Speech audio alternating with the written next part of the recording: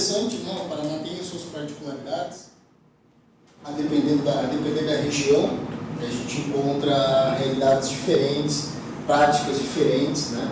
Então é bem interessante também a gente levar isso em consideração, porque a administração pública, a depender da região, a gente sempre encontra novas realidades, né? Estou vendo aqui o pessoal de Terra Rica, todo mundo é prefeitura aqui não, tem Câmara e Prefeitura, né? Só Câmara. Só Câmara não, mas tem gente de São Miguel de Iguaçu, né? É Prefeitura, né? Mas Terra Rica é só Câmara, né? Legal. Terra Rica, como falei para vocês, né, sou advogado, então trabalho muito com impugnações, né? Recursos administrativos, alguns mandados de segurança, né? A gente fez lá algumas impugnações na Prefeitura, né, para uma das licitações que a Prefeitura estava realizando. Mas tem gente aqui também de General Carneiro, Rio Negro, Imbituva e São Miguel do Iguaçu. É isso? O pessoal de São Miguel está onde? Aí, legal. E o pessoal de Imbituva? Alguém de Imbituva aí? Não? Imbituva? Está online. Ah, está online, verdade. O pessoal, está aqui, ó, aluno online. Bruno Fernandes. Boa tarde, Bruno. Então, temos aqui nossos alunos presenciais, nosso aluno online, né? Como a gente tem aí um público um pouco dividido, né? E algumas partes da nova lei de licitações, quando se trata para Câmara de Vereadores, quando se trata para a Prefeitura, não vou falar que é diferente, né? Porque a lei é a mesma, né? Mas, se a gente for levar em consideração a realidade do gestor, que é algo que a lei brasileira exige que faça, né? Lá no artigo 20 da Lei de Introdução às Normas do Direito Brasileiro, o LINDIC, né, um nomezinho curioso, mas sim, é a lei que introduz, né, as normas do direito brasileiro, algumas diretrizes. E uma dessas diretrizes diz que cabe ao gestor tomar as decisões, né, relacionadas à área pública de acordo com a sua realidade.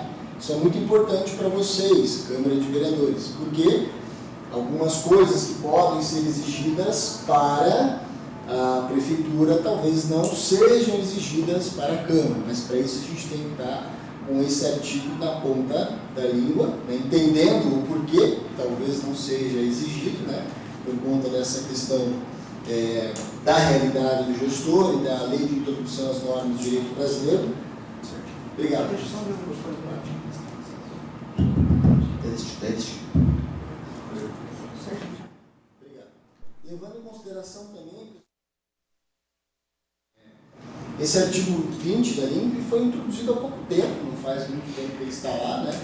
Então são algumas novidades que a gente também repassa para os nossos alunos, até para que eles entendam, né, o panorama jurídico e o contexto em qual eles se encontram, né? E aí temos aí uma nova lei de licitações, como vocês bem sabem, né, que já deveria estar em vigência, né, vigência exclusiva, melhor dizendo, né, já está vigente desde 2021, e que nos trouxe uma série de dúvidas, novidades, exigências. Eu acho curioso porque temos alguns colegas, professores que, claro, não é por formal, né, mas que às vezes alegam, olha, a nova lei de licitações ela não trouxe tantas novidades assim, não é tão diferente, ela não é tão inovadora. E eu até entendo essa fala, até entendo esse argumento. Mas a gente tem que levar em consideração uma coisa muito importante, né? Dependendo,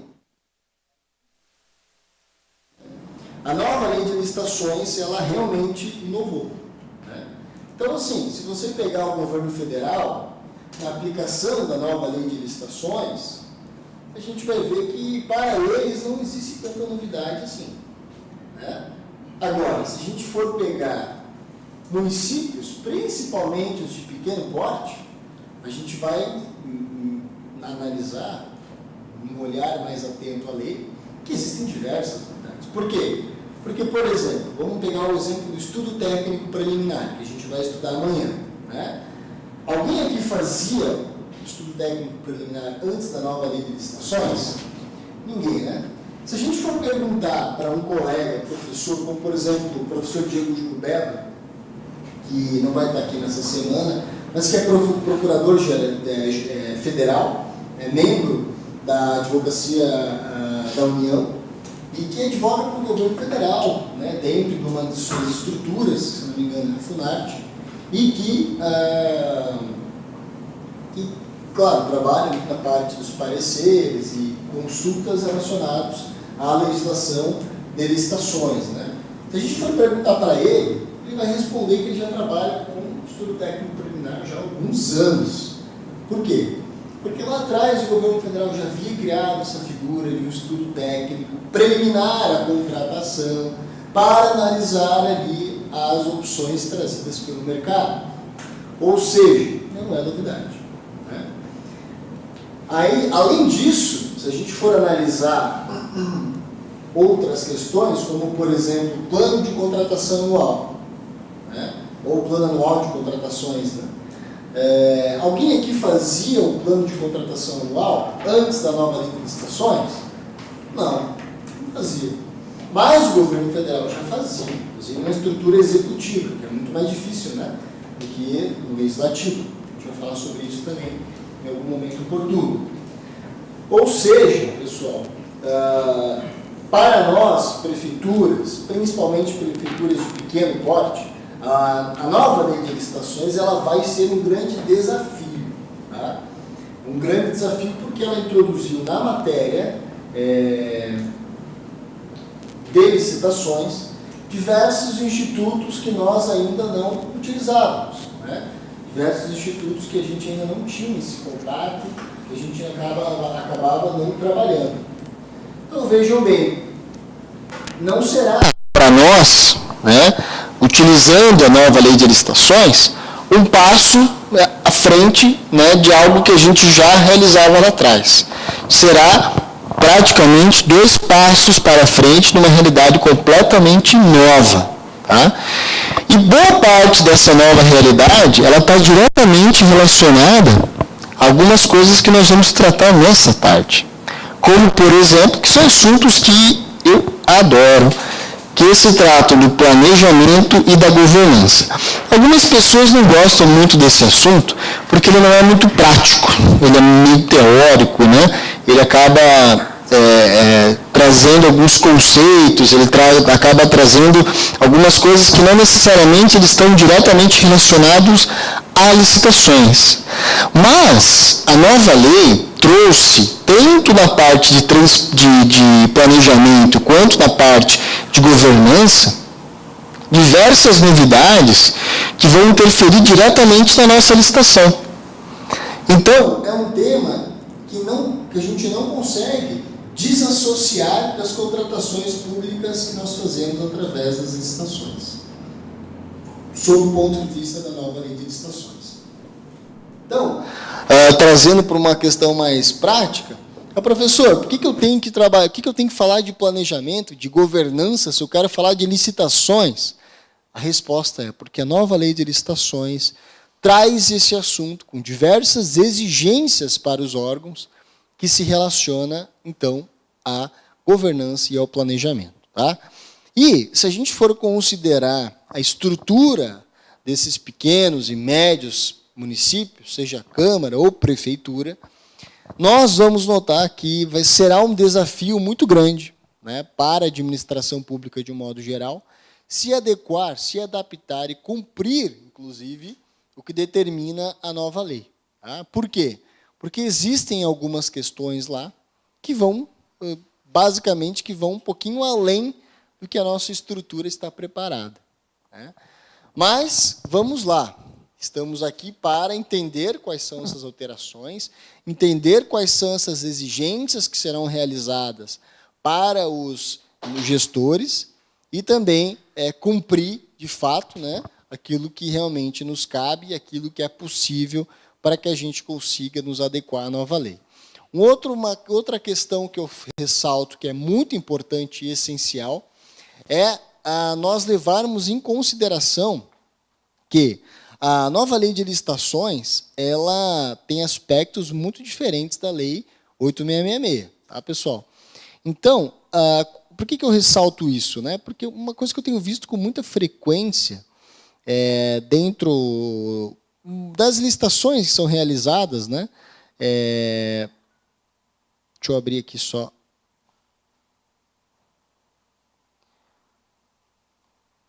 A nossa aula modelo. Depois eu vou disponibilizar todo esse material para vocês.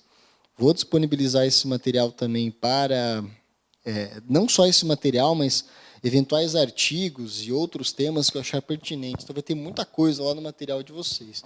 Não se preocupem, claro, eu, particularmente, quando estou aprendendo, eu gosto de ressaltar o que eu aprendo, né? Mas copiar o que está transcrito aqui, ou o professor seguir o que está descrito aqui, porque, de um jeito ou de outro, tudo que está aqui será dito para vocês. Tá? Mas eu ressalto só que esse é um material de apoio, né, onde consta ali todas as informações que vocês vieram procurar. Então, não se preocupem em relação ao que vai constar, o que não vai constar dentro desse material, tá? Porque isso vai estar disponível para vocês nesse segundo momento. Então,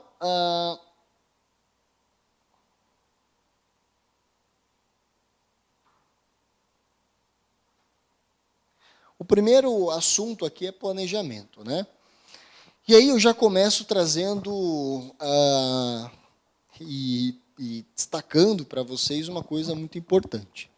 A Lei 8666 de 93, ela foi criada num contexto de insegurança, num contexto onde a gente precisava, na época, pelo menos pensava o legislador, né, criar uma legislação que protegesse o erário público, né, de desvios, corrupções e propinas, entre outras coisas. Então, a ideia era criar uma lei da desconfiança, uma lei que desconfiasse, né, uma lei que realmente pudesse aí trazer travas de segurança na hora de contratar. Tá? Então, vocês vão notar, a gente já notou ao longo desses 30 anos que a Lei 8666, por vezes, ela nos amarra, né? Elas até dificultam um pouquinho algumas compras, algumas contratações que nós queremos realizar por conta de diversas limitações. Né? A Lei 14.133, ela não mudou, ela não revolucionou isso, não. Pelo contrário, algumas travas permaneceram, né? E ainda nós conquistamos um pouquinho de espaço, mas ainda enfrentamos um cenário ainda de desconfiança também e de proteção extrema ao erário dentro das contratações.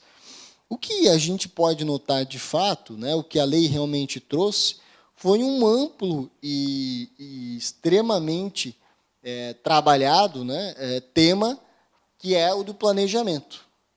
Na 8666 de 93,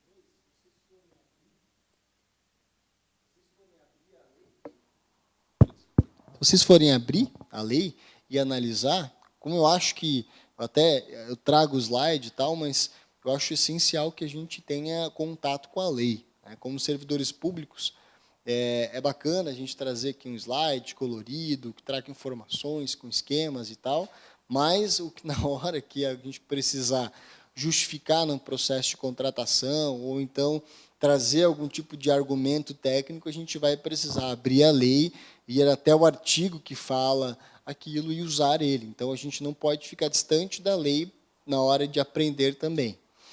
Então, se a gente for analisar a Lei 8666 de 93, ali, todo o seu inteiro teor, digamos assim, a gente vai ver que praticamente não existe menção ao planejamento. Né? Vocês vão notar que termo de referência não é mencionado, ele vai ser trabalhado no decreto 10.520, que é o do pregão, né? E a gente vai encontrar uma menção a projeto básico. Uma menção a projeto básico. Né? Então, quando a gente vai ver lá a fase preparatória da licitação, tem muito pouca coisa, tem muito pouca exigência, né? Muito pouco é trabalhado em relação a isso. A gente encontra, basicamente, uma fase que a gente passa direto. E é a fase mais importante da licitação. Com certeza, eu posso afirmar para vocês, de fato, e no meu ponto de vista, principalmente, né, mas a fase de planejamento ela é uma das mais importantes da licitação. Ela não é a única. As outras fases elas são tão importantes quanto, e digo mais, se elas não forem corretamente executadas, nós vamos nos deparar com uma licitação que não vai ter o seu êxito, né? Então, não adianta nada eu fazer um grande planejamento se o restante não funcionar. Mas antes, vamos contextualizar. Onde está inserido o planejamento dentro da licitação? Eu gosto de dividir a licitação em 6 grandes partes, com 6 grandes atores, né? O primeiro deles, o início de tudo, se encontra no planejamento, que engloba toda a fase interna da licitação, tá? Então, ali, a solicitação de contratação, ou ofício, ou documento de formalização de demanda, que é aquele documento onde alguém externa, geralmente uma secretaria, né, para quem vem nas prefeituras, na Câmara, geralmente ficou mais restrito ali a diretoria, né, mas pode vir de algum gabinete também, de algum vereador, onde alguém externa a necessidade de se realizar uma contratação, né? Então, esse é o primeiro documento, geralmente, que acompanha, que inicia o procedimento licitatório, né? De onde surge a necessidade desse primeiro procedimento, né? Ou desse primeiro documento? Vejam, o que é uma licitação? É uma contratação pública. De onde vem a necessidade de você realizar uma contratação? Claro, da Constituição, a gente já viu que para realizar qualquer compra, qualquer contratação, a necessidade de realizar um procedimento licitatório. Beleza, esse papo chato, a gente nem precisa entrar no mérito.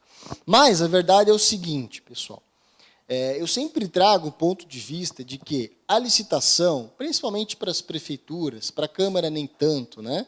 Mas isso é importante até pela atividade fiscalizatória que existe na Câmara de Vereadores, a contratação pública, ela nada mais é do que a consecução, a realização de uma política pública.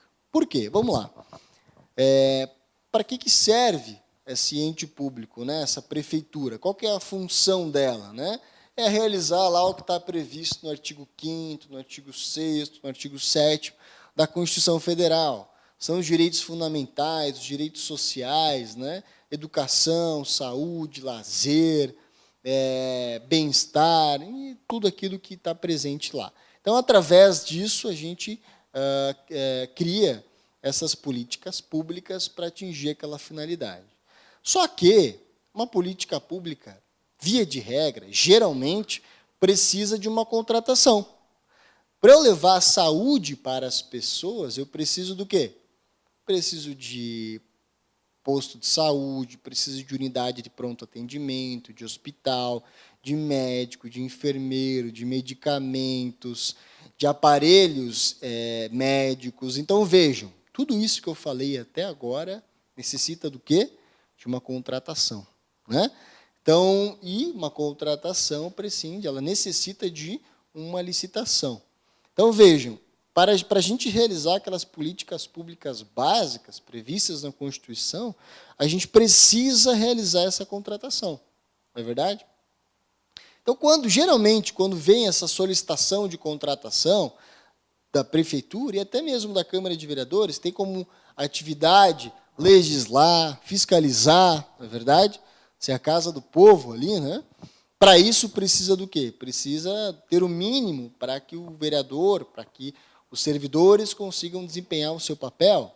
Para esse mínimo, papel, impressora, internet, caneta, lápis, móveis, prédio, luz. Para isso, né, todo aquele sistema de som também, para que seja realizada uma sessão. Vocês sabem melhor do que eu, né, de tudo que vocês precisam para realizar esse trabalho, mas tanto para uma coisa quanto para outra, a gente vai precisar licitar e manter até algumas empresas contratadas para que realize aquele serviço, né? Tem mais ainda, tem segurança, alimentação, limpeza, e por aí vai. Então, quando surge aquela solicitação de contratação, nada mais é do que alguém falando assim, olha, para realizar a minha finalidade pública, eu preciso comprar isso. Não é verdade? Que é um interesse público, né? Então, esse é o primeiro documento que vem dentro de uma licitação, essa solicitação, a via de regra. Após isso, a gente estava acostumado a fazer o quê? Ok, veio a solicitação de contratação, agora eu estou dentro da fase interna da licitação, né? Essa fase interna, ou de planejamento, inicia com uma solicitação de contratação e finaliza com a publicação do edital. Tá? Então, essa fase interna está dentro desses procedimentos. Então, eu inicio lá com o documento de formalização de demanda, onde vem a solicitação. Pela 8666, o próximo documento é o termo de referência. Né? Então, a gente ia lá para o termo de referência. Onde o que a gente faz no termo de referência? A gente descreve o produto ou o serviço que nós vamos contratar. Não é verdade? Então, vem lá a descrição do produto, a descrição do serviço. Importantíssimo, né? E lá no termo de referência, a gente também vai falar sobre outras questões, vai falar se a licitação vai ser parcelada ou não, você vai precisar de manutenção, de assistência técnica, orçamento, vai ver várias questões relacionadas àquela contratação. Se vai ser por item, por menor preço e técnica, se é menor preço por item, o menor preço global. Então, vai ter uma série de questõezinhas que a gente vai fazer ali no termo de referência. Depois desse termo de referência, e o termo de referência tem como objetivo, como eu falei para vocês, descrever o objeto, ou descrever o serviço, e dizer como ele vai ser contratado. Aí, depois, nós vamos para o edital. Né? O edital, geralmente, ele vai ter o quê? Ele vai conter aí uma coisa tão importante, porque tem muita gente que acaba ultrapassando isso, e eu acho que é importante destacar. O edital, pessoal, tem como função nós prevermos as regras do jogo. Né? Dizer como é que vai funcionar o quê? Dizer como é que vai funcionar a sessão de licitação. Né? Se for um pregão, por exemplo, dizer que horas começa, né? Quando que eu tenho que encaminhar a proposta, quando tem que encaminhar o documento de habilitação, quais documentos de habilitação que eu preciso encaminhar, e tem gente que usa até isso dentro do termo de referência, não tem problema. Vai dizer, basicamente, quem pode participar da licitação, por quê, como pode participar daquela licitação, né? Como vai funcionar os lances e o modo de disputa, né? Se vai ser aberto, aberto, fechado, fechado e aberto. O que acontece com quem não cumprir as regras, o que acontece quando uma empresa é desclassificada. Então, todas essas regrinhas do jogo estarão previstas no edital. Eu não preciso prever no edital cláusula de reajuste. Eu não preciso prever no edital questões, por exemplo, que vão estar presentes no contrato administrativo. Porque a gente sabe já que os anexos eles são partes integrantes do edital. Né? Então, tem muitas coisas que, tudo que é relacionado à execução do contrato, está presente no contrato, via de regra, né? E no edital estarão previstas as regras do jogo. Por que o governo federal faz edital de 15 folhas, 15 páginas, e por que tem prefeitura que faz edital de 80 folhas? Né? 60, 50, 40. Porque está colocando coisas no edital que não possuem necessidade, que não deveriam estar ali. No edital, a gente coloca ali as regras do jogo. Né?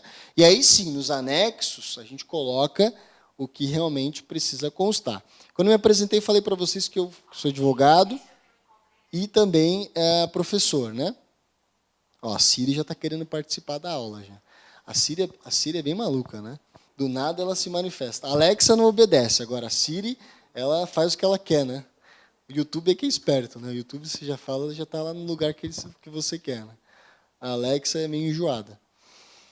Bom, mas como eu estava falando, essa estrutura é importante a gente entender, porque assim, ó, eu falei para vocês, eu sou advogado, professor e especialista em licitações.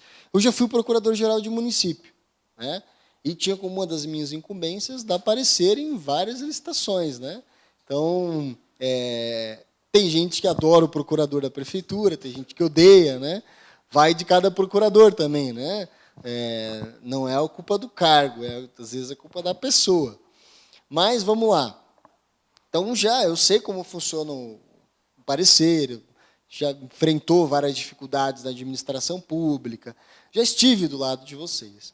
Hoje, eu tenho um escritório de advocacia, né, e também uma empresa de consultoria, então a gente acaba trabalhando, atendendo algumas prefeituras relacionadas a alguns temas relacionados à licitação.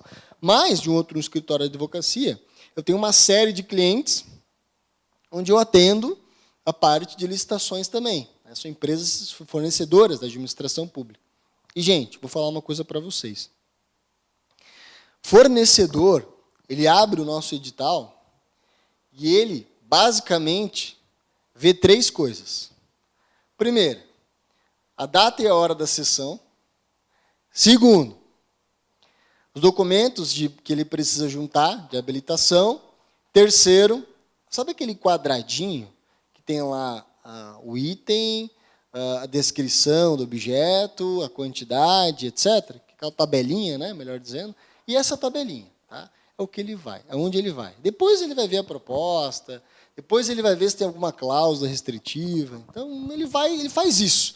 Claro, não são todos, né? Falando do fornecedor médio, digamos assim. Tem fornecedor que é muito esperto.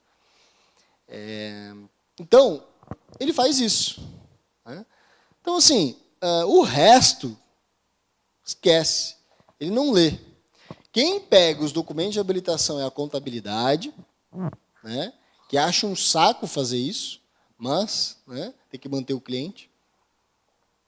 E quem faz a licitação geralmente é ele ou alguém do administrativo. Tá? Então, geralmente, via de regra, é assim que funciona. Tá? Tem muita exceção aí, claro, né? Tem fornecedor muito esperto, com equipe própria, vai depender muito da empresa.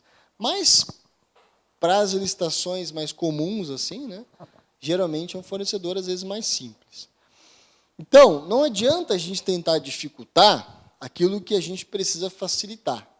Ah, professor, então a gente precisa trabalhar pensando no que o fornecedor quer, então. Não tem nada a ver com isso. Mas, como eu sempre falo, nós, assim como o fornecedor depende da prefeitura, nós também precisamos daquele fornecedor. Nós precisamos que ele entenda o que a gente está falando no nosso edital, que ele participe da licitação, que ele junte toda a documentação, que ele faça uma boa execução contratual. Não é verdade?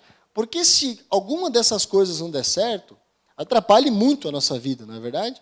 A gente perde tempo, perde dinheiro, tem que refazer licitação, tem que ir atrás do segundo, terceiro colocado, aí tem pressão da secretaria, tem pressão do prefeito, e sabe como é que é o setor de licitações, né? É aquele que só enrola, né? Aquele que não faz, aquele que demora, aquele que trava, né? O setor de licitações trava tudo. Então, geralmente, esse estigma que fica direcionado com quem trabalha na área de licitações, né? Só que, geralmente, esse estigma é dado porque não entende como funciona o processo licitatório. Porque se você for entender como funciona, é muito complexo, né? E ali realmente vai demandar. Eu vou trazer alguns exemplos para vocês, mas eu tenho uma opinião particular, que boa parte do sucesso em um gestor público vem das contratações que ele faz, né? E das políticas públicas que ele promove. Sem dúvidas, né? É mais ou menos isso. Não tem muito como fugir disso. Então, um gestor público desassociado com a importância e as características de uma licitação, ele vai sofrer. Ele vai sofrer e ele vai correr o risco de colocar o mandato dele em risco, de novo, né, porque ele vai acabar não conseguindo se alinhar como uma das coisas mais importantes da administração pública, que é justamente fazer valer essas políticas públicas. É igual uma empresa, por exemplo, um empresário que não se dá bem com a área comercial. Ele não vai vender. Se não vai vender, não vai botar dinheiro na empresa. Se não botar dinheiro na empresa, acaba a empresa. Então, é mais ou menos isso que assim que a gente deve enxergar. Só que tem uma diferença. Qualquer empresário olha para a empresa e sabe que se não vender, não paga as contas. Mas o gestor acaba não entendendo que se ele não comprar bem, se ele não executar bem aquelas políticas, ele acaba não se reelegendo, né? Então tem essa particularidade. Nosso colega?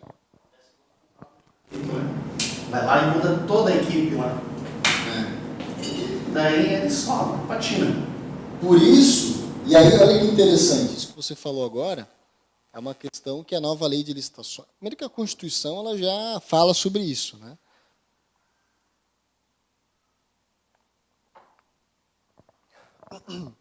A Constituição Federal, ela traz o princípio do concurso público, né? E ela destaca, né, as funções lá do cargo comissionado, né, do cargo político e do servidor público. E, basicamente, ela faz a seguinte distinção. Ao servidor público cabe o serviço técnico e operacional, né? Ao cargo comissionado cabe a função de chefia, direção e assessoramento, né? E o agente público cabe, geralmente, as funções relacionadas ao mandato. Daí se estendem algumas outras figuras, né, como secretários municipais, etc., por uma questão de delegação, digamos assim, né? Um termo correto, mas vamos colocar dessa forma. Então, gente, a Constituição já deixa isso bem claro. A ideia da Constituição era o quê? É evitar justamente isso que você está me falando aqui. Poxa, mudou o prefeito, muda toda a equipe de licitação. Oi?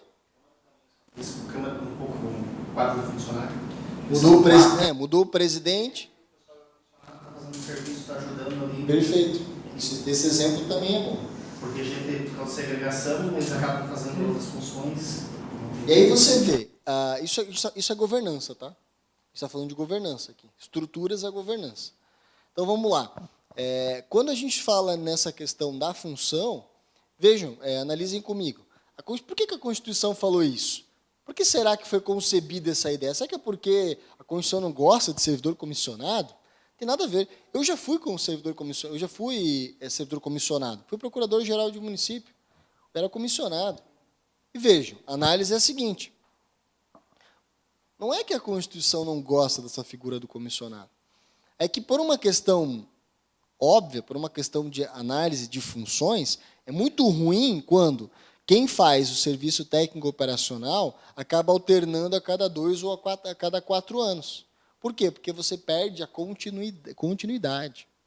E essa continuidade é muito importante, né? Que empresa, me diz uma coisa, que empresa que gosta de ter rotatividade na sua estrutura?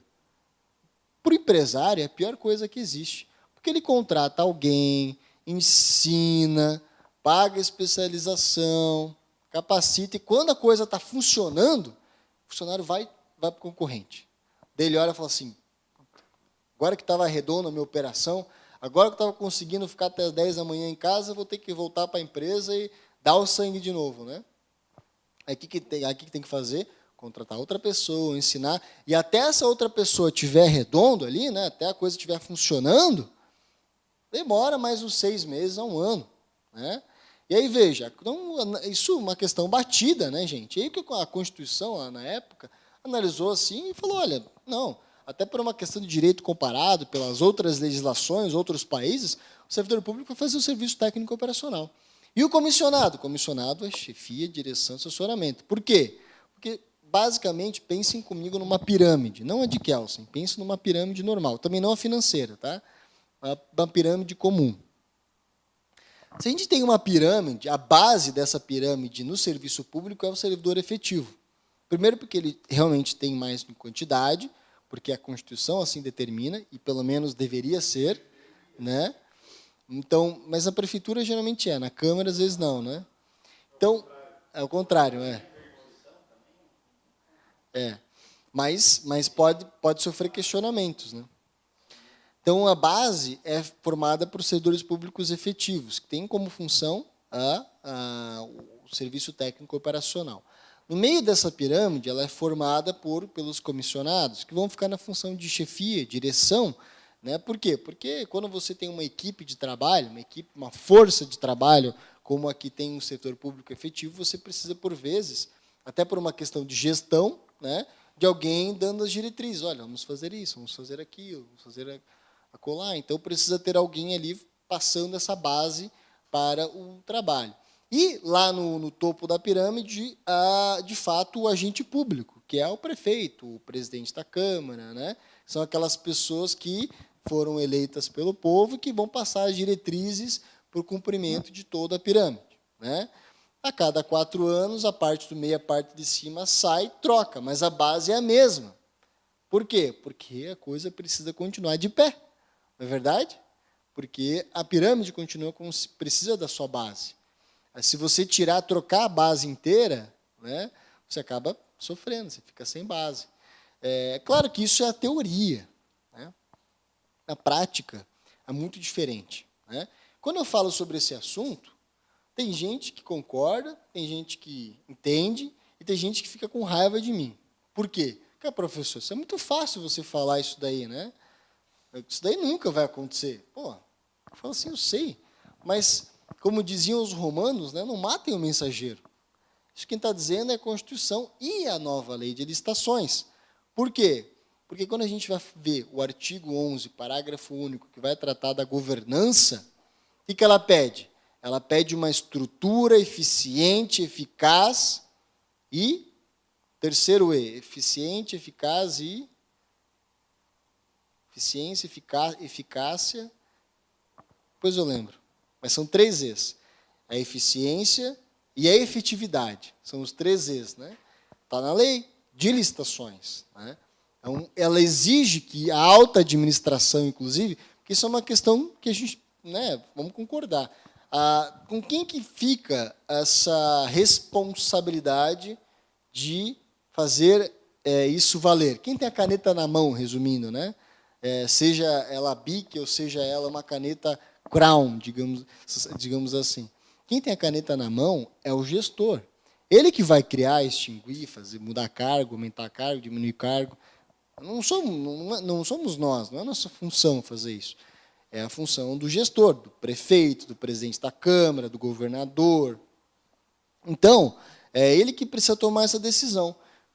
Pensando nisso, a própria nova lei de licitações falou, cabe à alta administração promover essa eficiência, eficácia e efetividade nas estruturas, né? Então, como é que a gente promove essa eficiência? Aí tem uns trechos da lei que trazem essa noção para a gente, né? Gestão de competências, gestão de pessoas, segregação de funções. Isso são conceitos já visando a efetividade. E que a gente não pode falar de governança sem citá-los. Pensando, inclusive, nessa questão da continuidade, a nova lei de licitações trouxe, na parte que fala de gestão de competências, o quê? Trouxe que há a necessidade de quem trabalha com licitação ser preferencialmente servidor efetivo. Ah, professor, por que a lei não colocou obrigatoriamente, então? Porque daí não ia dar certo, né? Aí a coisa, do dia para a noite, o negócio ia quebrar, não ia ter nem mais solução, né? E os órgãos de controle iam ficar alucinados lá com a quantidade de notificação, autuação, não ia funcionar. Então, a gente colocou preferencialmente para virar um mecanismo de pressão, né? Para que a gente consiga pressionar esses entes para fazer valer isso num segundo momento. Então, vejam, esse preferencialmente não está lá à toa. Ele vai fazer com que nós tenhamos, a médio e longo prazo, que nos adequarmos a essa realidade, né? Tanto que, mas aí ela foi além. Ela falou, não, tá bom, não vou exigir todo mundo, mas o pregoeiro, o agente de contratação, vai ser obrigatoriamente servidor efetivo. Esse é inegociável, né? Eu digo pregoeiro porque ali no texto da lei está só o agente de contratação, né? Mas não faz sentido ser um e não ser outro. Já existem consultas e jurisprudências apontando que o agente de contratação deve mesmo ser efetivo, né? Jurisprudência do TCE do Rio de Janeiro, entre outras, né? Professor, quer dizer então que se tem uma jurisprudência do TCE do Rio de Janeiro, então eu posso ficar tranquilo, né? É com ela que eu tenho que me apegar? Não, também não. A gente tem que ficar mais próximo da jurisprudência do nosso tribunal. É uma coisa que eu sempre falo para os alunos também. Porque se um dia vier uma atuação do Tribunal de Contas do Paraná, com a abertura de um processo administrativo, com a abertura ali de algum procedimento, e a gente for apresentar uma justificativa com uma jurisprudência do TCE do Rio de Janeiro, não vai adiantar nada. Na Bahia, você pode contratar advogado e contador. Aqui no Paraná, se você fizer isso, você é preso. Não é? Então, a gente tem que tomar esse cuidado com essas particularidades. Eu estava tendo na aula, e uma aluna falou, professor, estava num curso online de um professor famoso lá, e ele falou que, e eu tinha me respondido uma pergunta já, né? E ele falou que eu posso aditivar a ata de registro de preço. O professor está falando que não pode? Eu falo, tá, vamos lá. De onde que é esse professor? Ele é de Mato Grosso. Fala, Mato Grosso. Tem o Tribunal de Contas do Mato Grosso? Tem. Qual é a jurisprudência do Tribunal de Contas do Mato Grosso? Qual é a legislação do Estado do Mato Grosso? A prefeitura específica lá do Mato Grosso? Né? Vamos conversar sobre isso. Não sei, professor. Eu também não sei. Eu sei que o Tribunal de Contas do Estado do Paraná e a Advocacia Geral da União possuem um acórdão, o outro um parecer, dizendo que a ata de registro de preço não pode ser aditivada. Se quiser, eu te mando esse material. Então, assim, não estou dizendo que aquele professor está errado, mas ele está falando para algumas pessoas de diversos lugares diferentes, né, de um entendimento daquela localidade. Então, a gente tem que tomar um pouquinho de cuidado em relação a isso, porque a gente vive num país com uma insegurança jurídica gigantesca. Né? Declaração de idoneidade para o TCU é uma coisa, para o STJ é outra. E quando a gente envolve o Poder Judiciário na parada, fica pior ainda, gente. Porque o TCU, os TCEs, eles ainda têm tem alguns entendimentos diferentes? Tem, mas eles costumam tentar falar a mesma língua. Agora, o Poder Judiciário, meu amigo, aí a coisa muda bastante de tom. Porque, geralmente, são juízes, desembargadores que não têm tanta, digamos assim, especialidade na área de licitações, né? Porque julgam naturalmente, não é nem ruim, não é nem um problema isso, mas é comum, porque julgam uma série de outros temas, né? Mesmo o da Fazenda Pública, geralmente está especializado em tributário, que tem muitas execuções fiscais. Mas em licitação, não, às vezes encontram ali como estudam mais ou menos, mas, claro, são pessoas capacitadas, mas é diferente quando você tem isso no seu dia a dia. Né? Então, o judiciário costuma ter outros entendimentos ainda sobre esses temas. Né? Não é à toa que a gente vê ali várias decisões do Poder Judiciário diferentes dos tribunais de contas. Acontece bastante. Então, dentro desse país que vive numa insegurança jurídica, né, até por uma questão do próprio Poder Judiciário, nós temos que tomar esse devido cuidado, de seguir ali a jurisprudência do nosso tribunal, né, de entender o perfil do nosso tribunal para trabalhar alguns temas. Né. Se você for lá para o Nordeste, os tribunais de contas eles são muito mais flexíveis. Nós já estivemos lá, né, nós já ouvimos, olha, o tribunal aqui ele é flexível por quê? Porque se ele não for flexível, ele vai sair aplicando um monte de multas, os gestores vão parar de fazer algumas contratações e a gente vai morrer de fome, vai morrer sem médico, né, na fila do hospital, sem remédio. Então, a gente tem que tomar um certo cuidado em relação a isso, porque é uma realidade diferente, econômica, principalmente. Né? Claro que não é do modo geral, né, gente? Estou falando dos municípios mais isolados, né? Mas que também lá acabam sendo uma grande proporção. Então, os tribunais lá tendem a ser mais flexíveis em relação a isso, tomando esse devido cuidado, entendendo o quê? A realidade do gestor. Né? Geralmente são municípios que dependem do FPM para pagar suas contas, né? A sua grande maioria, e mesmo assim ainda tem dificuldade. Então, tem essa particularidade. Se for falar, não, respeita a ordem cronológica de pagamento, é isso, então vamos multar todo mundo. A prefeitura, se enfrentar esse tipo de coisa, acaba tendo dificuldade, até pela falta de condições. Né? Então, essa análise, né, é importante. A gente pode chamar até de análise econômica do direito. Né? Ela é importante. Mas, voltando aqui para nós, né, nosso tribunal aqui ele tem uma característica um pouco mais restritiva. É um tribunal um pouco mais exigente. Né? Isso é bom em partes e ruim em outra parte. Né? Bom por quê? Porque vai forçar que as prefeituras acabem se modelando, mas ruim também porque acaba dificultando, né, dentro da realidade que existe. E o Paraná tem uma característica muito interessante. 76% dos municípios têm menos de 20 mil habitantes, segundo os dados do Tribunal de Contas do Estado do Paraná. Ou seja, grande maioria tem estruturas pequenas. Isso não é uma... Claro, dependendo do estado, pode ser mais ou pode ser menos. Mas se a gente comparar, por exemplo, com Santa Catarina, lá em Santa Catarina, um município com 20 mil habitantes é pequeno, né? Aqui no Paraná, é grande. Claro, tem maiores, óbvio que tem maiores, né? Mas, se você for para o interior, a grande maioria tem 5, 10, 2, 3, 12. Né? Aqueles que têm 20 já um pouquinho maiores, né? Então, tem essa particularidade. E até porque, se você levar em consideração que 76% tem até 20 mil, quem tem mais é grande, porque a grande maioria tem menos. Não é verdade? Isso tem toda uma história que vocês devem saber até melhor do que eu, né? E envolve muita questão política também. Essa criação de municípios de forma desenfreada, digamos assim. Mas isso traz uma dificuldade inerente.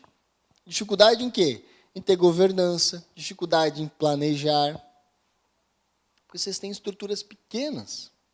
Né? Estruturas pequenas, com poucos habitantes, arrecadam menos, não tem tanta mão de obra qualificada, porque, geralmente, em algumas regiões, são municípios mais voltados para a agricultura, né? Ou, então, quando tem a parte industrial também, se destina a parte industrial também, mas já facilita um pouco mais, quanto mais habitantes, mais mão de obra você tem facilidade de conseguir. Aí, às vezes, a solução é concurso de 20 horas, flexibilizar um pouco para atrair, para se tornar mais atrativo. Mas todos esses desafios são os que vocês enfrentam para conseguir ter um mínimo de governança. Mas, assim, não é também uma coisa sem solução. Só que necessita do quê? Necessita que tenha lá um gestor que faça aquilo que a nova lei de licitações vai exigir a partir de agora. Né? Que é o quê? Governança. Criação de estruturas eficientes, eficazes e efetivas, que visem justamente trazer mais qualidade para as contratações públicas. Né? Então, se eu tenho pouca gente, o que eu faço? Concurso. Quanto tempo o pessoal não faz concurso? Né? Uma reforma administrativa, cria estruturas mais eficientes, separa o melhor. E agora a gente vai falar de planejamento. Estava mencionando para vocês que a primeira fase é justamente de planejamento. Né? Falei do edital, aí depois vem um contrato administrativo. Né? E vejam, isso é uma questão muito importante também. No contrato administrativo, eu vejo que muitas prefeituras pensam assim, isso aqui eu vou tirar, essa cláusula aqui eu vou tirar. Mas por quê? Porque é melhor para nós, né? Mas por quê? Porque a gente não precisa conceder reajuste. Se eu tirar essa cláusula aqui, eu vou dificultar lá o fornecedor a pedir um reajuste, ou isso, ou aquilo. Mas vejam, para a administração pública, apesar dela possuir esse poder estatal, né, essa espada, digamos assim, do Estado, né, para nós, o mais importante é ter um fornecedor contratado por um preço justo com um bom produto. Geralmente, é só isso que a gente quer, né? E não ter dor de cabeça. Só que, do outro lado, tem um fornecedor que está dentro do mercado privado e que sofre com as dificuldades relacionadas a isso, com a incerteza do mercado. Né? E, para ele, tem algumas coisas que, se não realizadas, vai atingir diretamente a prestação de serviço. Vejam, a cláusula que trata do reajuste está prevista em lei. A 8666, a 14133, ela deveria estar nos contratos administrativos. E tem muitos contratos, muitas prefeituras, muitas câmaras, que suprimem aquela cláusula no contrato contínuo, né, principalmente. E aí, a dificuldade disso é o seguinte, o seu gestor, o seu fornecedor, enquanto aquele contrato está sendo lucrativo, ele tende a prestar um bom serviço, né? Tende a entregar um bom produto. A partir do momento que aquele contrato deixa de ser lucrativo e passa a dar prejuízo, a tendência é que ele entregue um mau serviço e entregue um produto ruim. E isso vai afetar diretamente a administração pública também. Então, nós precisamos daquele fornecedor, assim como ele precisa da gente.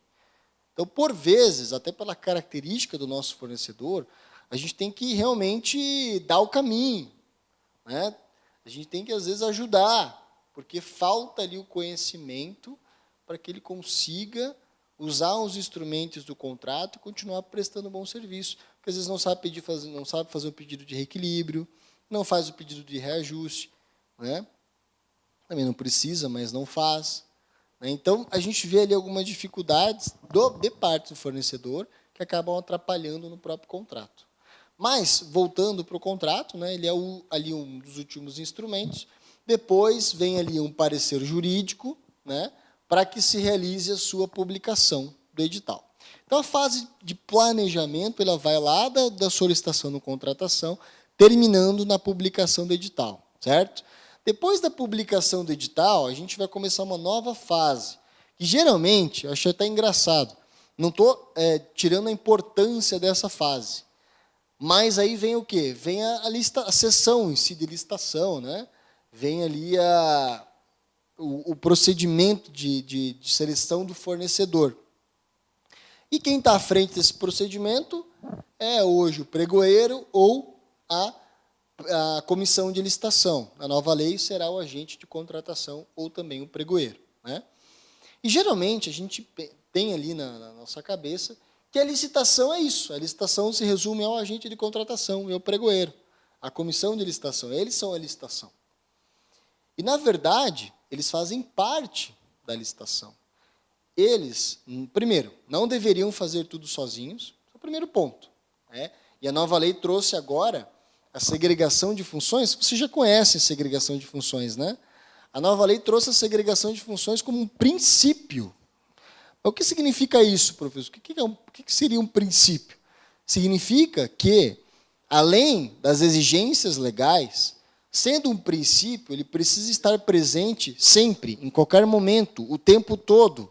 E ele pode ser cumprido, exigido, aliás, ele pode ser exigido a qualquer momento. Porque ele virou um princípio. Ele não precisa ser mais exigido só naquele momento em específico. Não, ele vai ser exigido o tempo todo, né? Ah, professor, significa então que eu estou fazendo tudo errado e tal? Vejam, já falei anteriormente. Para câmaras, como temos aqui algumas câmaras de vereadores, nós conseguimos trazer algumas justificativas. Eu vou falar sobre isso no final, tá? Mas para a prefeitura o cenário é diferente. Aí o bicho pega. Por quê? Porque tem gente, tem estrutura, é uma questão de você criar as estruturas corretamente. Ah, professor, mas não tem pessoal. Tá bom. Aí você vai lá ver na Secretaria de Obra, tem um monte de servidor efetivo lá perdido. Vai ver lá na Secretaria de Finanças, tem um monte de servidor lá. Você vê os cargos comissionados, tem 10 lá que não tem uma função efetiva. Então, assim, dá para trabalhar se você conseguir criar uma estrutura eficiente. Isso é governança. Veja, isso é governança. Então, vocês não estão perdendo tempo ouvindo esse monte de papo teórico. Isso aqui é a nova lei, tá? É o que a nova lei enxerga sobre as contratações públicas. E a nova lei, se vocês me perguntarem, tá, professor, resume aí o que a nova lei veio trazer para a gente. Planejamento, governança. Então, se a gente não partir daqui para frente, a gente não vai entender a nova lei. E o que eu mais vejo, pessoal, é prefeituras, câmaras nem tanto, mas prefeituras trabalhando com a Lei 14.133, com a cabeça da 8666. Dá para ver assim, ó, no jeito de escrever já, entendeu? E modéstia à parte, né, mas eu que trabalho também com o fornecedor e às vezes faz algumas impugnações, recursos e etc., né? E aí a gente lida bastante com esses editais. Quando eu pego esse edital e eu vejo lá o tipo de contratação, como foi feita aquela licitação, a gente já consegue ver que ali tem um edital que não entendeu a 14.133. Tem uma prefeitura que não entendeu a característica da nova lei. Por quê? Porque é a lei 8666 colocada no novo papel. Só isso. Né? Então, assim, não dá mais para a gente achar que a gente vai comprar tudo pelo menor preço, não dá mais para a gente achar que a gente não vai atender critérios ambientais, né, de sustentabilidade, não dá mais para a gente achar que o menor preço é o produto mais barato, porque até isso a lei transformou. Aí, se você pega um fornecedor esperto, ele vai falar, não, você está comprando... Por exemplo, tem um cliente meu que trabalha vendendo produtos, aparelhos de insulina, para você fazer a medição de insulina. E aí, eu fiz uma capacitação para ele, né, para eles, e destaquei muito essa questão ambiental, né, de biodiversidade, respeito ao meio ambiente, durabilidade, ciclo de vida. A gente vai falar um pouquinho sobre isso, né, amanhã. Hoje não, amanhã. E aí, o meu fornecedor falou assim, espera aí, o meu aparelho de medição de glicemia, ele é recarregável. Entendeu? Você recarrega ele na tomada. O aparelho do meu concorrente, ele é a pilha. Pilha é um negócio que você não pode nem jogar no lixo. Ele destrói a natureza. Você tem que pegar, guardar no lugar, entregar num descarte específico de pilhas e baterias. Então, assim, você falou em pilha, em meio ambiente, não dá nem para falar na mesma frase.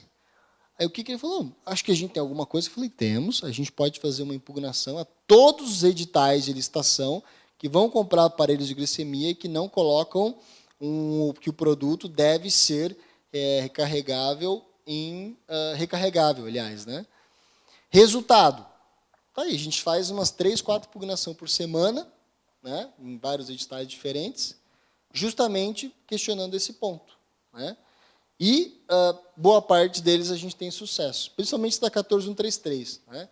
Mas isso daí não vai dar em nada. Não vai dar em nada, mas aí você pega um fornecedor um pouquinho mais irritado, o cara vai lá no Tribunal de Contas, protocola uma representação. E nessas impugnações, o que eu peguei de caso, e isso na 8666, tá, pessoal? De multa, inclusive, né, por conta dessas contratações não sustentáveis, dentro desse procedimento, fiquei até impressionado, porque os tribunais de contas já estão trabalhando isso há um bom tempo já, né? Só que é uma mensagem que, às vezes, os jurisdicionados, como eles chamam, né, não ouvem. Né? E, assim, qual que é o nosso desafio? Alguém aqui entende de aparelho de glicemia? É? Saco de lixo. Alguém entende alguma coisa?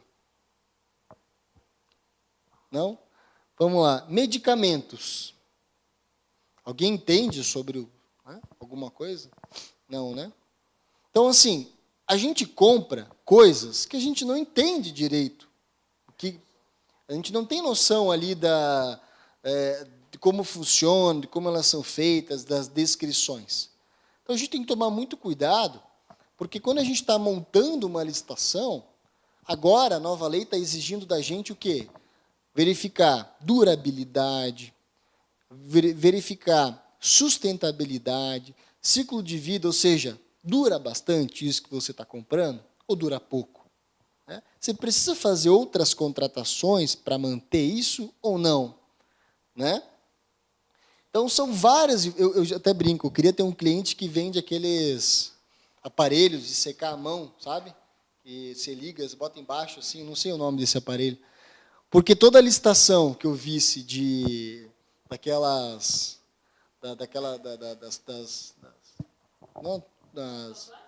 papel toalha, já teria até uma impugnação pronta, né? Fala assim, pô, tu vai ficar comprando papel toalha o tempo todo, né? Gastando papel, denegrindo o meio ambiente, se você pode ter um aparelhinho que você bota a sua mão e já seca.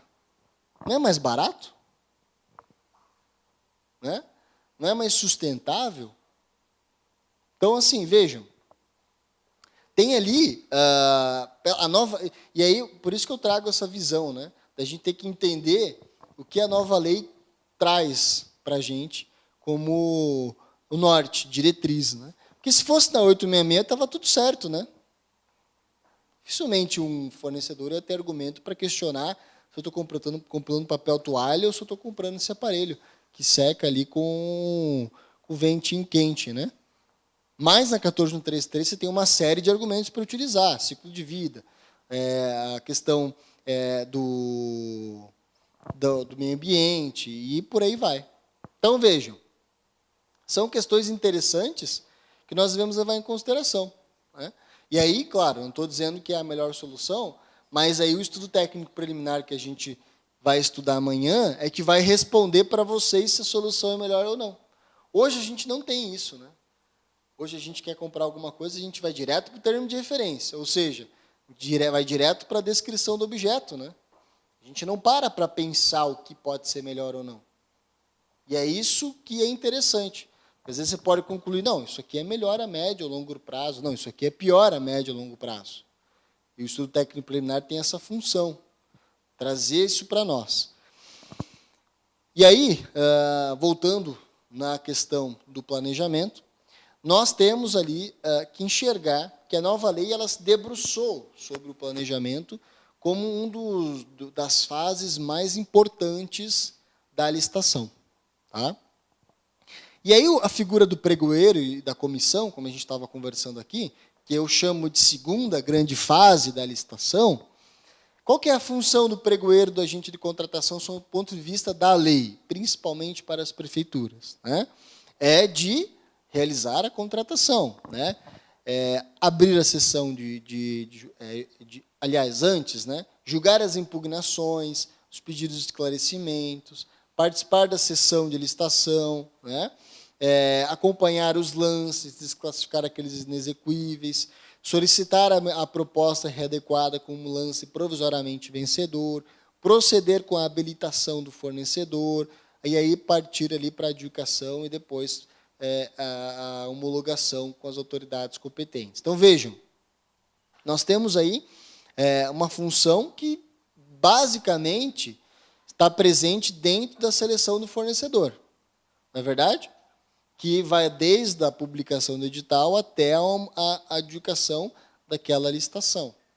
Aí pergunta, se o pregoeiro recebe uma impugnação, que ele vê que realmente a descrição do objeto, daquilo que está sendo contratado, não está correta ou não é a melhor, ele pode fazer alguma coisa para continuar aquela licitação ou não?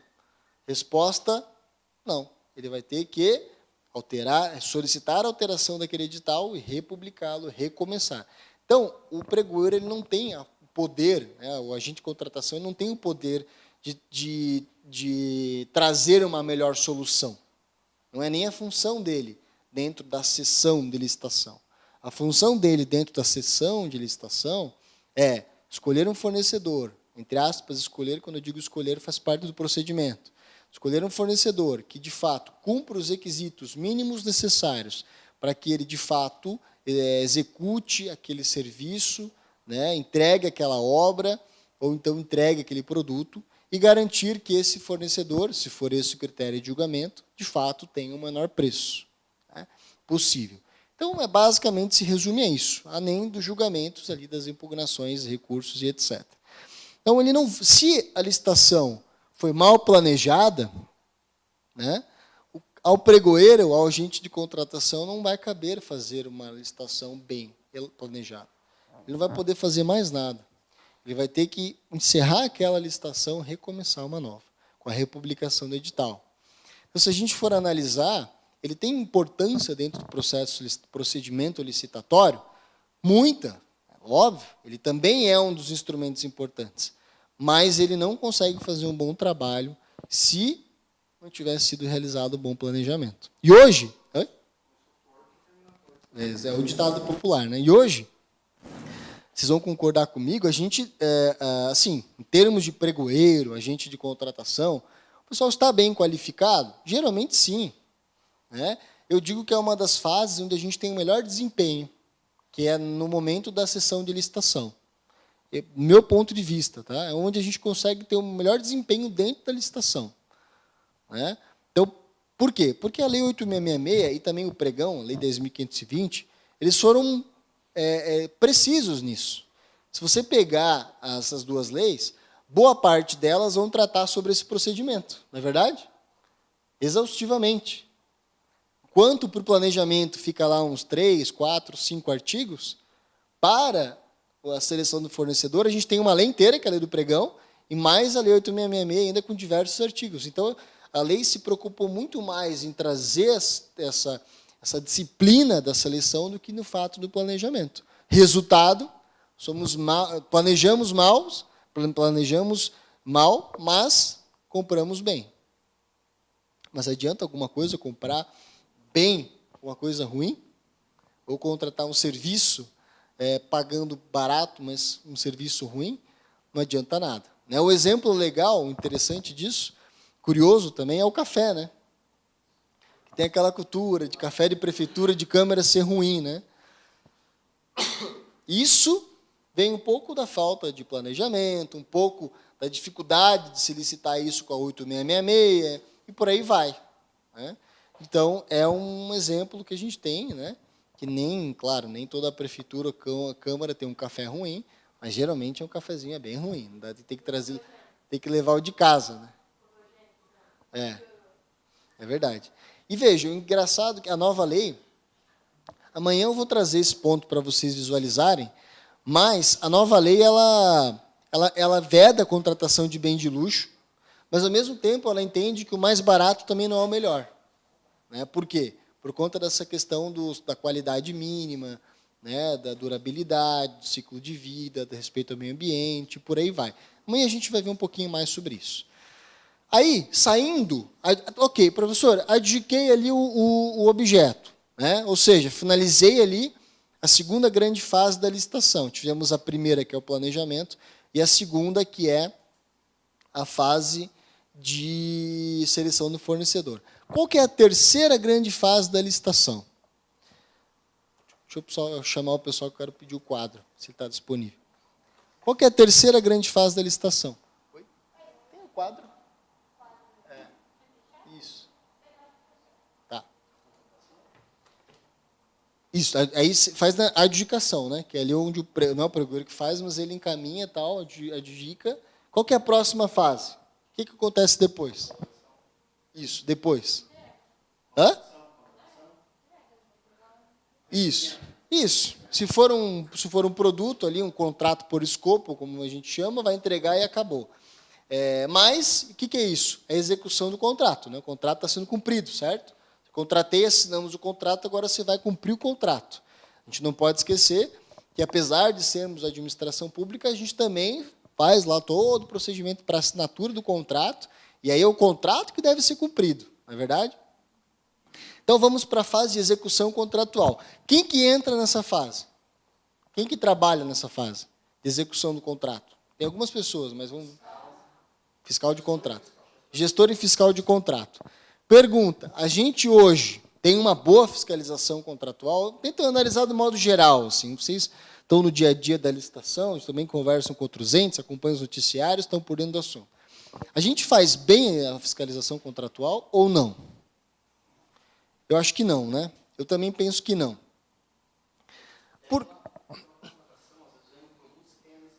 Você vai ter que receber aquilo lá, porque também. Até você mandar de volta. Tem um link que já foi fiscal aqui? Já? Então, vamos lá, vamos conversar um pouquinho sobre a fiscalização, que é a nossa terceira grande fase. Né? Vejam, a fiscalização, na 8666, existiam alguns artigos que tratavam sobre fiscalização, sim. O que a gente sentiu muita falta? O que faltou na 8666, do meu ponto de vista? Não sei se vocês concordam. Mas faltou, para mim, uma das questões mais importantes, que eu acho que dá grande resultado, que é você descrever a função de quem faz a fiscalização.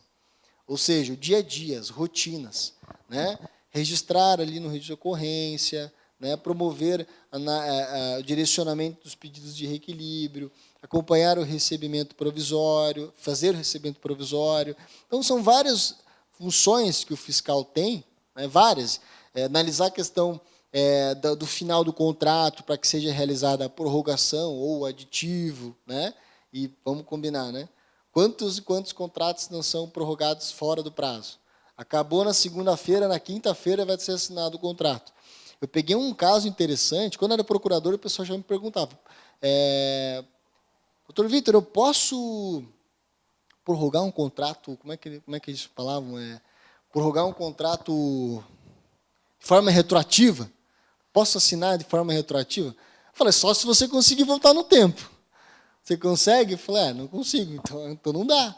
Mas não sejamos inocentes. Quantos e quantos contratos são assinados fora do prazo? Eu peguei, e olha que interessante, eu peguei 2 processos. Um foi uma ação civil pública, onde o fornecedor que tinha ficado em segundo lugar na licitação, lá atrás, há 1 ano atrás, né, ele sabe como é que é a cidade pequena, né? Quem aqui mora em cidade com menos de 20 mil habitantes? Mais de 20 mil. É dividido, então. Então, assim, até mais de 20 mil, ali, dependendo do tamanho, todo mundo meio que se conhece, principalmente quando trata de prefeitura, né? Então, não muda muito. Lá onde eu fui procurador, tinha 60 mil, mas era do mesmo jeito. Então, vejam, está todo mundo ligado, sempre tem alguém, poxa, meu primo trabalha no gabinete, o meu sobrinho trabalha na administração, e aí, sabe como é que é, né? E o que aconteceu? Alguém falou, olha, aquele contrato que o teu concorrente ganhou lá foi prorrogado fora do prazo. Aí, o que o concorrente fez? Entrou com uma ação civil pública, ação popular, aliás. Entrou com uma ação popular contra a prefeitura e contra essa empresa, alegando que o contrato foi prorrogado fora do prazo. E só não deu problema, porque é muito difícil você provar, né? E porque ali, digamos que tinha que ter uma investigação, e que quem tinha que ter feito é o Ministério Público. Direto com a ação fica muito difícil, né? E também, enfim, não fizeram um bom trabalho do outro lado. Então, eu defendi a empresa que fez a prorrogação fora do prazo, né? Aliás, que eles alegaram, né? E aí a empresa ganhou, né? Então, vejam, é um caso interessante porque mostra o risco que representa fazer isso. Aí, agora, recentemente, peguei um caso pior ainda. Acompanhei um caso, né? Pior ainda. Um contrato cuja acusação é de que foi prorrogado fora do prazo e, segundo a denúncia, o secretário enviou para a procuradoria para parecer, o procurador apontou que estaria fora do prazo, o secretário rasgou o parecer e prorrogou o contrato. Prorrogação legal, tal, só que tinha passado o dia da prorrogação, né? Então, aí, enfim, né, é uma, entre aspas, prática da administração pública, e ninguém achou que ia dar problema. O procurador levantou, sentou na frente do promotor e falou, olha, aconteceu isso, isso, isso e aquilo, lá dentro da prefeitura. O que o Ministério Público fez? Chamou todos os envolvidos e 2 semanas depois entrou com uma ação criminal contra o secretário, alegando fraude, execução e dispensa indevida. Por quê? O contrato acabou. Se você contratou fora do prazo... Fazer uma nova contratação. Exatamente. O Ministério Público alegou fraude, licitação e dispensa indevida. Parece exagerado? Parece, porque... né? Mas, todavia, porém, é a lei. Né? Dura lex, sed lex. Né? A lei é dura, mas é a lei. É o brocário de latim já. Né? Então, vejam, deu problema. A gente nunca sabe.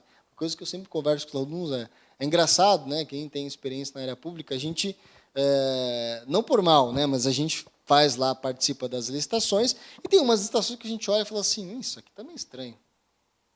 Isso aqui, não sei não. Eu não faria dispensa aqui. Achei meio estranho isso aqui. Às vezes não tem nada de mal, mas ali o pessoal está forçando uma modalidade que não é correta. E você olha algumas outras e fala, não, isso aqui está tudo certo, né? Isso que a gente faz todo ano, né? Aí, depois dá um problema. A gente, já sei, deve ser aquela licitação que eu achava que era o problema. E não, é naquela que a gente acha que nunca dá problema. Então, a gente nunca sabe de onde vem. Tá? Isso é fato. A gente não sabe o que pode acontecer ali no meio da licitação, né? E também a denúncia, o embasamento, as provas. Isso é muito subjetivo, é muito relativo. A gente não tem controle disso. Né? Então, mas voltando na fase de fiscalização, isso também é uma incumbência do fiscal. Quando que vai acabar o contrato? Tem que prorrogar com antecedência, tem que aditivar com antecedência. Né? Tem saldo orçamentário ainda ou não no contrato? Porque é uma coisa que, vamos lá, né? se tem uma penúria na administração pública, é o tal do final do ano, né?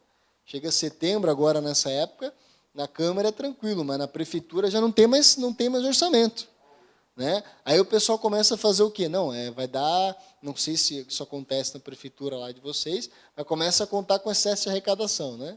Vai dar excesso de arrecadação ali, eu vou puxar tal, né? Se não paga e vai para restos a pagar, e isso aí gera um problema gigantesco, né? Mas também é uma função do fiscal, né? Fazer os registros de ocorrência, realizar o acompanhamento daquele contrato, né? Olha, está previsto aqui e outra coisa, planejamento, está previsto na descrição aqui no termo de referência que a tinta que você vai usar é o antimofo. Aí tem uma justificativa, dizendo que a cidade é muito úmida, etc, etc, etc. Mas você não está usando tinta antimofo aqui, não. Então, eu vou fazer aqui um documento te dando prazo para você regularizar. Isso é a fiscalização. Vai fazer jus ao planejamento? Total, né? Agora, se o fiscal não estiver fazendo isso, aí, meu amigo, não adianta, não tem planejamento que vá resolver. Aí é aquela coisa, né? Vem reclamação da população. Pô, terminou a obra em 2 semanas e a parede já está rachada e a parede já está úmida. Cadê o planejamento? Não é problema do planejamento. Está lá descrito no termo de referência que tinha que ser assim. O fiscal não viu, o fiscal não acompanhou. Pode acontecer também. Mas geralmente o fiscal não fica no cargo, né? No cargo? Não existe cargo fiscal. Não. Esse que é o problema. Ele é designado e tem uma gratificação. Tem a função de trabalhar praticamente o dia inteiro. E a gratificação é boa, né? R$300. Mas ele não fica, porque ele está fiscalizando. Eles vão pegar o outro. Mas isso numa prefeitura. Não é obrigatório, né? Mas geralmente tem. Não tem lá na de vocês? Minha, nossa. Isso numa prefeitura funciona. Porque uma prefeitura tem um engenheiro, tem sim. a pessoa técnica para fazer a fiscalização de tal contrato. Agora, onde uma estrutura é pequena, por exemplo, uma câmara, tá? Que nós temos essa dificuldade lá. O fiscal de todos os contratos sou eu. Mas eu não tenho formação técnica para ver lá se aquela pintura foi feita correta, se a tinta é aquela que foi solicitada, se a espessura do reboco é aquilo, se foi o ferro tal, se foi feita tal coisa. Nós temos essa dificuldade. E aí você fica correndo risco gigantesco. Porque está algum problema na licitação, né? Foi visto que não foi cumprido o que estava previsto. Quem responde? Aí vai o fiscal junto. Então, fiscal... Todo problema da execução contratual vai ao fiscal junto, lá no meio lá. E, às vezes o fiscal, como o colega falou, não tem ali o conhecimento técnico, foi colocado lá por pura, livre e espontânea pressão, né? Mas, se der algum problema, a culpa é dele.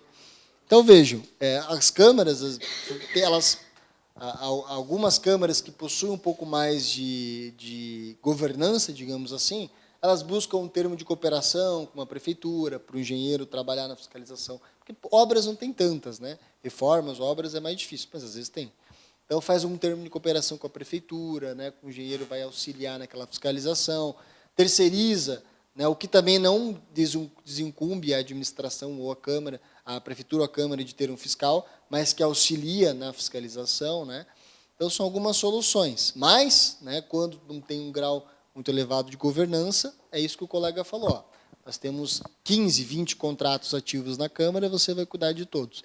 E aí, meus amigos, se a gente for ver a função do fiscal, que eu falei algumas, tem muito mais. Para uma pessoa fazer, porque uma pessoa, para ele fazer tudo isso que a gente está falando, o que ele precisa ter em mãos? Ele precisa ter termo de referência, solicitação de contratação, termo de referência, planilha, cronograma, edital, contrato administrativo, prorrogações, aditivos, em mãos. E aí ele tem que acompanhar em loco ou recebimento provisório tudo que está sendo realizado. Quando você tem 20 contratos, é praticamente impossível você conseguir acompanhar tudo, né? Então a nova lei, inclusive, traz isso na segregação de funções. O regulamento do governo federal traz isso também, dizendo que você precisa guardar uma certa proporcionalidade na quantidade de contratos que serão fiscalizados. Então essa é uma nova dinâmica que vai ser bem interessante. Porque, vejam, vocês aqui detêm um conhecimento sobre licitações, estão aqui se capacitando, vocês já entendem, né, a importância de terem pessoal qualificado para auxiliar no dia a dia das contratações. Mas, Entra prefeito, entra presidente, sai presidente. Às vezes, quem está lá na ponta não entende essa importância. E aí vocês não conseguem desempenhar, o ente não consegue desempenhar aquele papel com qualidade, né? A partir da nova lei, né, nós teremos uma certa pressão dos órgãos de controle para que isso seja, de fato, realizado dentro da administração pública. É a expectativa que a gente tem. Por bem ou por mal, né, tá na lei. Né? Na 8666 a gente não tinha essa previsão legal, é um pouquinho mais difícil. Né? E estamos num estado cujo Tribunal de Contas é mais exigente, então vai ser um cenário bem interessante para a gente avaliar aí como vai ficar. Né? Mas, voltando nessa terceira grande fase da fiscalização, outra coisa que eu ressalto muito também nessa fase é o seguinte, como advogado também, e até às vezes consultor, né, uma vez eu peguei um caso que de um fiscal, ele veio conversar comigo e falou, professor, não dá. Tem uma empresa aqui que a gente contratou para fazer um projeto, eles atrasaram a entrega umas 3 vezes, entregaram incompleto, a gente teve que solicitar alterações, eles alteraram e tal, e mesmo assim não ficou bom, e eu quero sancionar essa empresa, eu quero multar ela, aplicar alguma penalidade. Tá, vamos lá. Escutei, fiquei 1 hora ouvindo a história, né? E realmente saí de lá até com raiva da empresa. Falei, beleza, faz o seguinte, me manda o processo que você abriu, né, para processo de sanção daquela empresa, onde você fez o contraditório, ampla defesa, e está faltando só a decisão, para eu analisar o caso e te dizer o que a gente pode fazer. Quando eu recebi o processo, eu fiquei do lado da empresa. Falei, o quê? A prefeitura atrasou o início da solicitação da realização do projeto, mudou o projeto no meio do caminho, não fez o cronograma físico, o cronograma de trabalho do projeto, ou seja, ela não fez a parte dela, a empresa deve ter ficado perdida lá, não sei, demorou para começar, atrasou o recebimento, atrasou o fornecedor, daí começou, aí não tinha um cronograma, era tudo de boca, vinha tudo pelo WhatsApp, não tinha nada escrito, não tinha uma notificação para aquela empresa. Eu chamei o cedor e falei, tá, como é que você quer multar uma empresa se tudo isso que você me falou não está no papel? Falei, não, mas eu tenho aqui conversa de WhatsApp. Falei, tá, você quer que eu pegue a conversa do WhatsApp para multar uma empresa? Já pensou se essa empresa entra com mandado de segurança e o juiz vai analisar lá quais foram as formalidades adotadas pela administração pública para corrigir aquelas falhas, ele vai olhar, são prints de WhatsApp? Eu vou ficar com vergonha de ser o advogado doente nesse caso. Né? Então, não vamos fazer isso. Se vocês quiserem sancionar alguma empresa, vocês precisam fazer o quê? Está errado? Bota no papel, manda, corrige. Está errado? Bota no papel, manda, corrige. Ó, processo administrativo. Inicia o contraditório, ampla defesa, decisão final. E assim, gente, eu sei que por trás tem um gestor que não está nem aí se foi bem feito, se não foi bem feito. Né? Claro, não são todos os casos, né? Mas, por vezes, tem um gestor que não liga para essa qualidade, para tudo isso, só quer que seja rápido, né? E vem aquela pressão. Mas, por vezes, a abertura de um processo administrativo não precisa ser concluído com uma multa. Né? Pode ser só um aviso. Olha, aqui tem fiscalização. Ou vocês executam corretamente esse contrato, ou a gente vai começar a multar vocês. Né? Porque o fornecedor vai lá e, por exemplo, né, ele vai lá, está fazendo uma reforma, ele bota uma tinta normal. Ninguém falou nada, então a tinta normal, uma caixa de tinta comum custa R$40, R$50, uma antimofo custa R$70, R$80.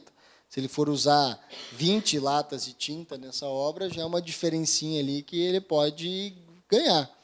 Então, ele vai olhar para isso e falar, ninguém falou nada, eu vou continuar usando a tinta comum, né? E aí, no final, enfim. Agora, se ali é realizada uma fiscalização, se vem uma notificação, né, se vem esse procedimento, o fornecedor eu já vi ente que já fez até comissão para analisar a amostra de café. Eu até perguntei para eles, tá, mas quem que é o especialista em café aí? Falei, ninguém, mas a gente fez uma comissão aqui com os servidores, botou as marcas de café ali, né? Experimentou a marca do fornecedor e a gente viu que aquele café era horrível. Então, para a gente justificou e pediu, né? Não sei o procedimento que eles usaram, mas eles fizeram um procedimento de verificação de amostra, né? Não sei dizer qual é o procedimento realizado, mas eles disseram que funcionou. Funcionou porque eles conseguiram detectar que o café não era bom. Então, resumindo, né, essa terceira grande fase, para a gente ir para o COF, a fiscalização ela é muito importante. Por quê? Porque é ela que vai fazer valer o planejamento que foi realizado. Se não tiver fiscalização, não adianta planejamento, né? Se não tiver planejamento, como a gente falou, tudo que vem depois também não adianta. Agora, a fiscalização também é uma das fases que vem fazer jus justamente ao planejamento realizado. Mas, vamos lá para o coffee break, então, depois a gente retorna para continuar a nossa aula sobre planejamento, tá?